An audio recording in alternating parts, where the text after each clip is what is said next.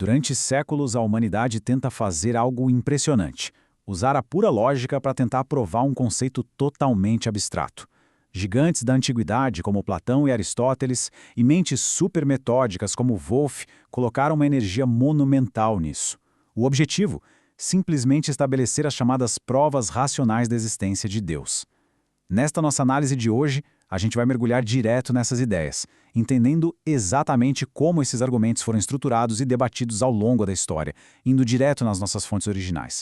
Para não nos perdermos, este é o nosso roteiro. Vamos começar pela busca pela prova para entender a origem de tudo isso. Depois, a gente divide esses grandes argumentos históricos em duas partes, o abstrato e o físico, seguido por ordem e dever moral. Em seguida, vamos dar uma olhada em O Fator Humano, que traz uma visão bem mais cultural do debate, e por fim chegaremos ao veredito final, para avaliar se tudo isso ainda se sustenta nos dias de hoje. Bom, começando pela parte 1, a busca pela prova. É aqui que fazemos a introdução a esses grandes debates filosóficos. É fascinante notar que essas ideias não caíram no céu de um dia para o outro. Elas têm uma longa linhagem histórica e foram sendo moldadas aos poucos pela filosofia e pela teologia. Lá na antiguidade, pensadores como Platão e Aristóteles já sugeriam a essência dessa conversa toda. Dando um salto para o século XVIII, o filósofo Wolff trouxe uma baita integração teológica, organizando o pensamento. E na era moderna, os estudiosos focados na filosofia da religião foram adicionando novas camadas. O grande ponto aqui é que esses argumentos são verdadeiras construções humanas, artefatos do nosso intelecto desenvolvidos ao longo de eras, e não dogmas intocáveis. E como isso funciona na prática? Vamos avançar para a nossa segunda seção, o abstrato e o físico. Aqui, a gente esbarra nos famosos argumentos ontológico e cosmológico. Vamos começar viajando um pouco no plano puramente abstrato das ideias com o argumento ontológico. A melhor formulação dele vem de Anselmo, e a lógica acontece inteirinha dentro dos confins da mente humana. A premissa é super intrigante. A nossa mente consegue conceber naturalmente a ideia de um ser absolutamente perfeito, e a dedução segue assim. Como a existência é um atributo indispensável da perfeição, afinal, se não existisse, já teria um defeito, logo não seria perfeito, conclui-se que esse ser obrigatoriamente precisa existir. É um salto puramente conceitual afirmando que a ideia de perfeição exige a existência real. Mas é claro que a filosofia nunca aceita nada sem um bom contra-ataque. Enquanto Anselmo achava essa lógica inegável, Immanuel Kant veio como uma crítica implacável.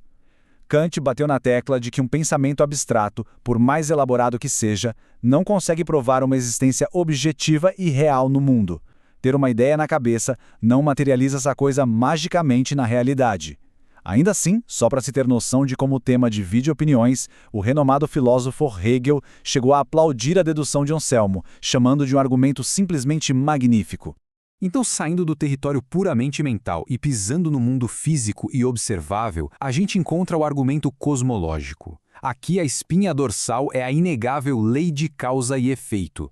A lógica postula que absolutamente cada coisa que existe no mundo exige ter uma causa adequada para estar lá. Sendo assim, o universo inteiro, sendo essa entidade física colossal, também deve ter uma causa gigantesca e adequada. A força desse argumento está exatamente na simplicidade geométrica dele. Passo número 1. Todo objeto existente tem uma causa adequada. Passo número 2. O universo é, inegavelmente, uma entidade existente. E o passo número 3, que é a conclusão, logo, o próprio universo possui uma causa gigante e absoluta. Parece uma equação de matemática redondinha tentando explicar a base da realidade. Porém, as objeções aparecem logo em seguida para bagunçar a teoria. David Hume foi drástico e questionou se a própria regra de causa e efeito sequer é totalmente válida. Já a objeção de Kant foi com uma lógica cortante. Se a regra de ouro é que tudo precisa ter uma causa, então essa mesmíssima regra tem que se aplicar a Deus. Essa dificuldade monstruosa fez com que pensadores que vieram depois, como B.P. Baum, mudassem a abordagem. Em vez de uma única causa inicial distante no tempo, eles passaram a falar de um agente integrante, algo contínuo que mantém toda a dinâmica do universo funcionando. O que nos leva, de forma bem natural, para a próxima etapa da nossa análise: ordem e dever moral, abordando os argumentos teleológico e moral. O argumento teleológico atua quase como uma extensão daquele raciocínio de causa e efeito, mas foca totalmente no impressionante design do universo.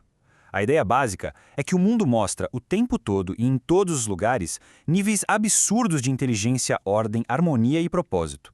A conclusão? Uma engrenagem tão bem ajustada implica, obrigatoriamente, a existência de um ser inteligente e com um propósito que projetou tudo isso, como um arquiteto trabalhando numa planta gigantesca.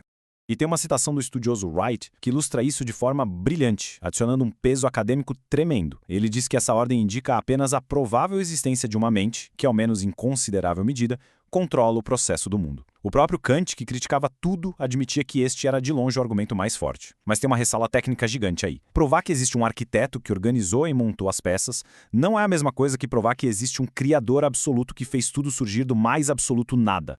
Seguindo em frente, a gente chega no verdadeiro queridinho de Kant, o argumento moral.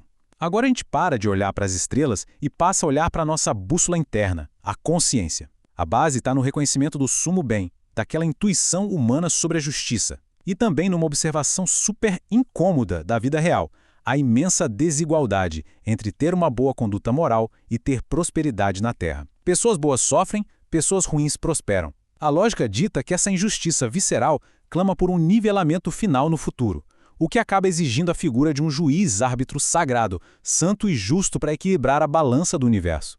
Com isso, saímos da esfera moral individual e entramos na visão do coletivo. Vamos examinar a seção 4, o fator humano, através do argumento histórico ou etnológico. A base aqui é inteiramente focada na observação de diferentes civilizações pelo globo. Nota-se que existe um sentimento religioso profundo e universal. Em praticamente todas as tribos e povos, nota-se a presença de cultos e rituais. Já que é um fenômeno que está em todo lugar, o argumento propõe que a religião não é um mero acidente, mas sim algo que pertence à própria natureza humana. Seria como uma espécie de programação de fábrica, que só poderia ter sido implantada deliberadamente por uma inteligência superior. Só que a antropologia tem o seu contra-ataque. Em vez de aceitar a ideia de um traço divino universalmente implantado, surge a teoria de que a religião pode ter nascido de um erro primitivo, de uma incompreensão inicial da raça humana, tentando desesperadamente explicar os fenômenos da natureza. Essa perspectiva sugere que a tendência aos cultos místicos é fortíssima nas raízes mais antigas da sociedade, mas tende a ir se dissolvendo à medida que as populações avançam para modelos civilizatórios baseados no entendimento material e científico. E depois de toda essa jornada intelectual, chegamos finalmente ao encerramento da nossa análise estruturada.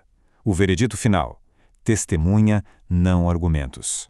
A maior reviravolta neste estudo, depois de séculos de embates filosóficos complexos, é constatar algo super simples. As pessoas que realmente creem não precisam dessas provas racionais. A verdadeira convicção religiosa não flui de silogismos ou de vitórias em debates lógicos. Ela se apoia puramente na autorrevelação, nos textos das Escrituras. Inclusive, o material da nossa fonte relata que ficar se apoiando exclusivamente nessa ginástica lógica pode ser até um sinal de relutância em confiar apenas no testemunho direto da fé.